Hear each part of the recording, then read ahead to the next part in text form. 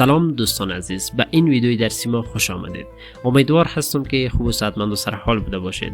عزیزان دل، در این ویدیوی درسی ما 10 تا لغات از وسایل نجاری همراه با تصویرشان، همراه با معنی و همچنین با مثال هایشان داریم که شما می توانید دوستان عزیز به این طریق بسیار با آسانی لغات های انگلیسی را به یاد بسپارید.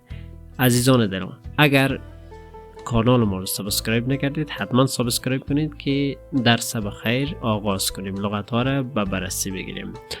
عزیزان دل، در تصویر اول اینجا ما میبینیم که یک چکش هست. چکش به انگلیسی برش همر میگن. همر به معنی چکش.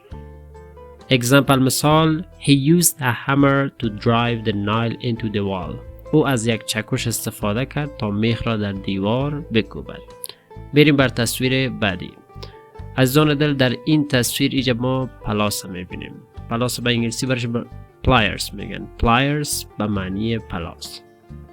اگزمپل مثال: He fixed the broken chain with a pair of pliers. او زنجیر شکسته را با یک پلاس تعمیر کرد. میریم تصویر بعدی. عزیزان دل، اینجا لاین میبینیم. لاین به انگلیسی برش wire میگن. wire به معنی لاین. Example مثال: Be careful not to cut the wrong wire.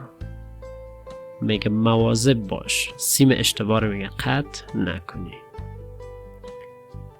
تصویر بعدی ما عزیزان دل یک پیچ تابه میبینیم که برش screw driver میگن. screw driver، پیچ کش یا پیچ تاب. Example مثال: I need a screwdriver to tighten. عزیزان دل GH اینجا سایلنت است. tighten خوانده میشه. tighten the screw. میگه من به یک پیچکش نیاز دارم تا این پیچ سفت کنم. سفت یعنی سخت کنم یا تایتش کنم، قایمش کنم. بریم تصویر بعدی. عزیزان دل اینجا ما یک کوکر میبینیم یا میخ میبینیم که به انگلیسی برش نایل میگن. نایل به معنی میخ. اگزمپل مثال: There's a nail sticking out of the wood. یک میخ از چوب بیرون زده است. یعنی یک میخ یا کوکر زیاد شکیدین که از چوب یا میز بیرون برآمده. در تصویر بعدی از زندل ما اینجا پیچ هم میبینیم. معمولا screws میگن برش. screws به معنی پیچ. اگزمپل مثال: These screws are too short for the job. این پیچ ها برای این کار خیلی کوتاه هستند. یعنی یک کار است که یک میز است پیچ میکنن یا یک الماری است پیچ میکنن که بگه به این کار بسیار کوتاه است، نمیرسه. خب تصویر بعدی از زار دل اینجا ما یک اره میبینیم. اره که معمولا درخت اره میکنن که یا چوب اره میکنن همراهش که به انگلیسی برش سا میگن. سا W سایلنت است دوستان عزیز. سا خوانده میشه به معنی اره. اگزمپل مثال: He used a saw to cut the wooden board. او از اره برای بریدن تخته چوبی استفاده کرد.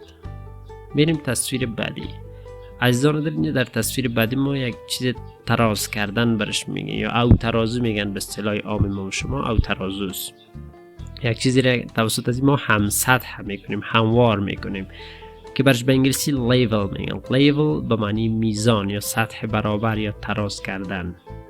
اگزمپل مثال: The carpenter checked the level before installing the shelf. نجار قبل از نصب تاقچه یا قفسچه میگه تراز بررسی کرد. یعنی او ترازو کرد که قفسچه تا بالا نباشه. خب تصویر بعدی ما عزیزان دل معلوم دار است که رنج میبینیم. رنج به انگلیسی رنج W سایلنت است. عزیزان دل رنج از آر خوانده میشه. رنج به معنی رنج. رنجی است که ما توسط از او یکم زیادتر نجار رو توسط استفاده میکنن. اگزمپل مثال: He bought a new wrench for his shop.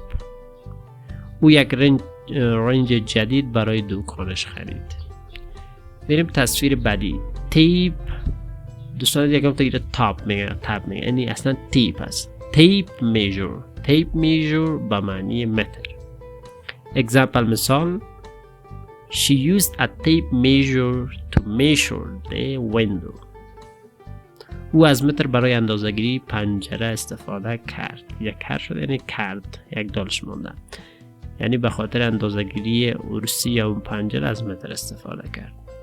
عزیزان دل، لایک و سابسکرایب فراموشتان نشود و اگر وقت داشتید به تمام این لغات های یک تا جمله شما هم بسازید.